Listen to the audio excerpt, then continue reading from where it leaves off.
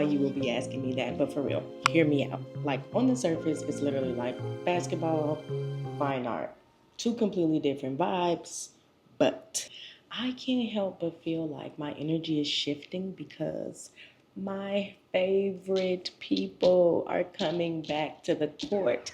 And that just makes me feel so good and so energized and so ready to figure out what I'm going to make next, what I'm going to manifest next. And honestly, that's what I love about the WNBA. Like, seriously, just seeing them return to the court, return to their new rosters, find new teams. If you think about people like Angel Reese, like really going where you're celebrated, like witnessing them just stand up for themselves and be their full selves is truly so inspiring. And I'm excited to share with y'all why I love the game so much, why I'm super excited for the season to kick off, and ultimately how I feel like my favorite WNBA players influence my art practice. Let's get into it, babe. A bit of backstory. This, I think, will be my third season watching the W. I started as a women's college basketball viewer, particularly teams in the SEC. So, really loved South Carolina. I liked Tennessee back then. I liked LSU. This was like the Angel Reese era. So, yeah, that class of rookies with like Angel and Rakia really sort of like kicked off my devout sort of viewership of the W. And the rest has kind of been history. Like now still watch college women's basketball across multiple conferences. I went to Unrivaled. And now I don't even know if I have a favorite team this year. I'm here for practically as many games as I can fit in. So, and it's just like this league, the thing that really stands out to me is like, it's not many spaces in the world at this point where Black queer women are like the majority. Let that sink in. So I'm just like, I feel so at home in these spaces and I love the sport. I love to watch the women improve. And I think even just like outside of the games and stuff, like I listen to Sid and TP's podcast unsupervised while I paint all the time. And the commentary and everything is so funny, but it's also just really nice and refreshing to hear from like their point of view and not have everything just feels so like none of these people relate to me in the media. And yeah, listening to their podcast, I just appreciate that they're also brave enough to talk about current events and they're funny and their jokes really just resonate with me because we are aligned from like an identity perspective and like politics perspective as well. One of my earliest sort of learnings about the W that I think really started to like shape how I think about my art practice was learning that having like a 50% field goal percentage, aka you make half of the shots you take, is considered like elite. And when you think about that from an art perspective, it's like if you only liked 50% of the things you made, would you be okay with that? And are you accounting for and making space for mistakes? Because leaving that space allows you to try new things and figure out other things you could be good at and get better at over time if you're cool with making room and almost planning for your mistakes. Now, granted, I'm not a 30% I'm not a fan of the like high volume shooter, not super efficient. That's not my style. And a lot of my favorite players are the kind of people who really care about efficiency. I think that has a lot to do with like my style and approach to life as well. But again, I think just like, yeah, when I got into the sport and people would talk about like the field goal percentage and I started to understand what that even meant, I'm like, so y'all cool with just like, I might make it, I might not. And like, in theory, that's really how I should be approaching my art. Like either it's going to be cute, like a nice painting, or it's not going to be. Or like either I'm going to like it or I'm not going to like it. And you know what?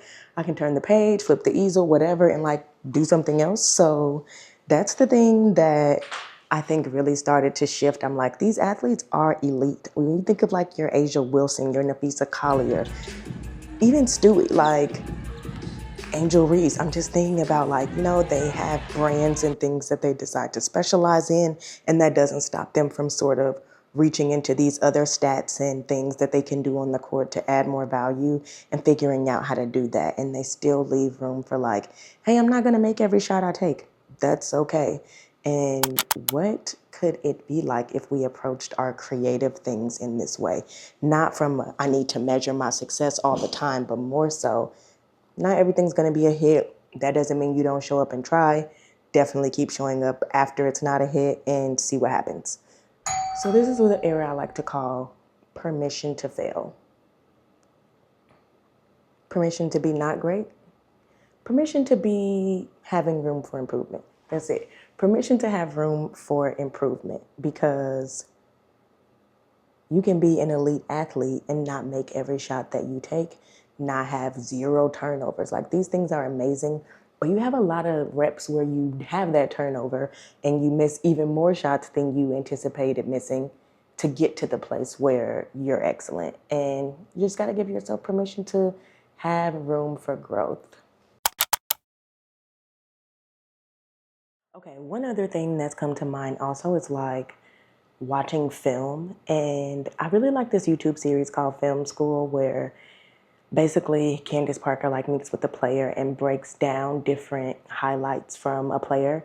And it's the same thing like a lot of players do with coaches. And what I love about this is like you get a chance to actually see yourself outside of the moment where you're like highly pressurized.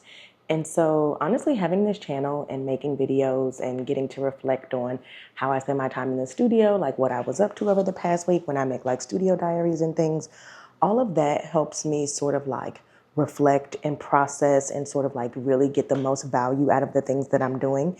And so I think if nothing else, it's really about like watching film is one, like a reminder about documentation. Like, it is important to be able to see yourself in your process. You don't even have to share it with anybody. Like, if that doesn't benefit you, don't do it. But being able to watch yourself back, even just taking a few notes on how something that you did like went. When I worked in tech, we used to do things called retro, like a retrospective, whatever.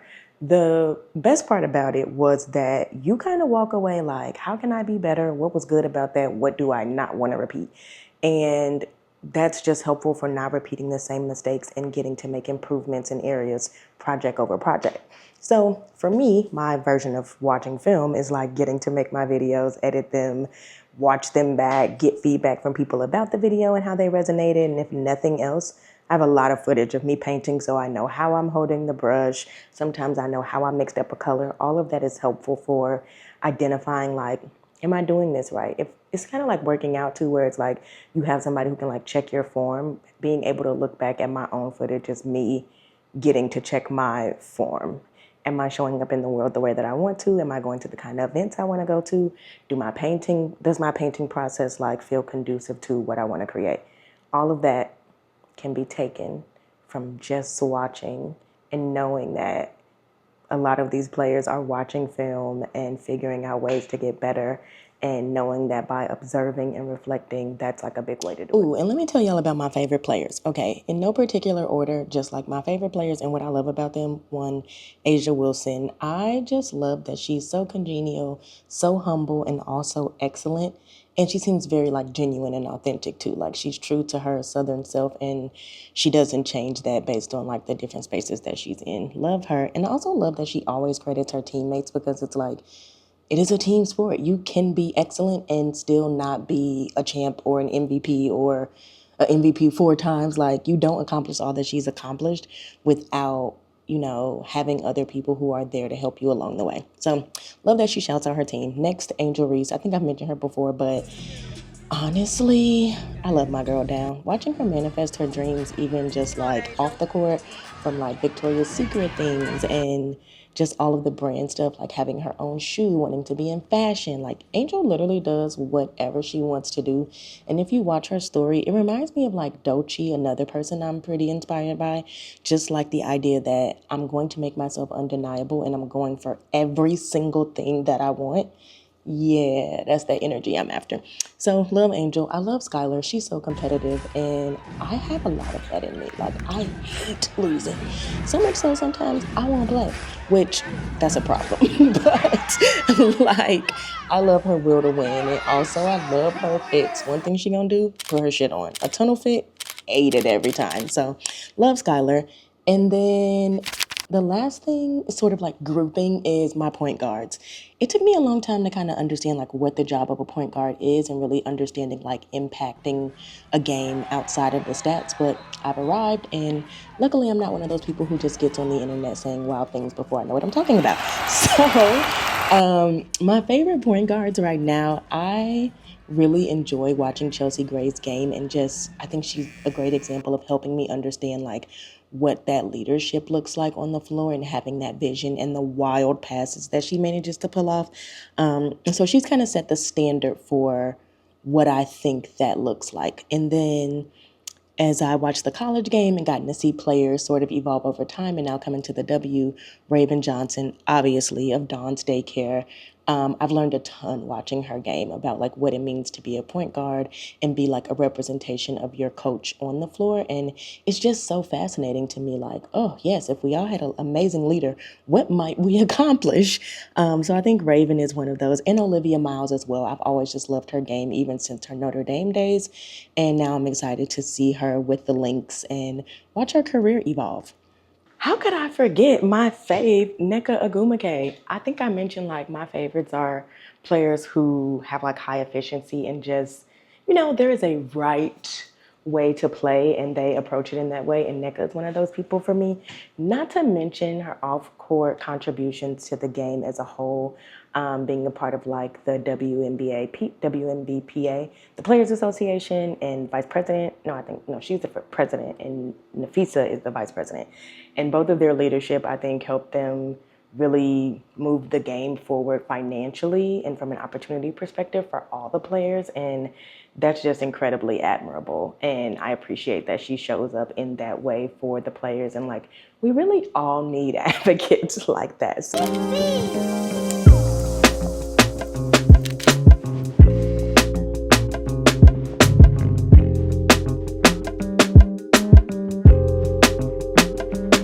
Yo, okay, so I was watching the game and I was like, wait, there are some players that I love that I didn't get to mention, like Sanaya Rivers, Natasha Cloud. These are people who just like show up as their authentic selves. At least that's how it appears online. And obviously I don't know them, but I think the way that they move online is really like in ways that resonate with me. And just like, it just seems like they're being themselves and honoring what feels good to them. And Natasha Cloud especially, like, one thing she's going to do is stand up for what she believes in.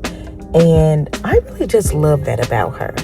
And that is like such a major part of like my art practice, just like making the things that I believe in and representing the people in the communities and topics that are important to me, and feeling like that's great enough, and like the things that I care about are worthy of being discussed and worthy of making art to spark conversation about those things, or just to celebrate and document the existence of the things that matter to me. And I feel like the W is a great example of, and that absolutely influences my craft along with all of the other things that I mentioned. So all that to say, depending on when you're watching this, it really doesn't matter. The WNBA 2026 season starts May 8th, and I'm excited for the season to start as a fan of the game, as a student of the game, and as someone who's just genuinely inspired by the players. So this is my pitch to you to check out a WNBA game, and if you do, comment and tell me what you thought about it, who was there, what you liked, what you didn't like, the whole shebang. Let's get into it in the comments. All right, that's all I got. Bye.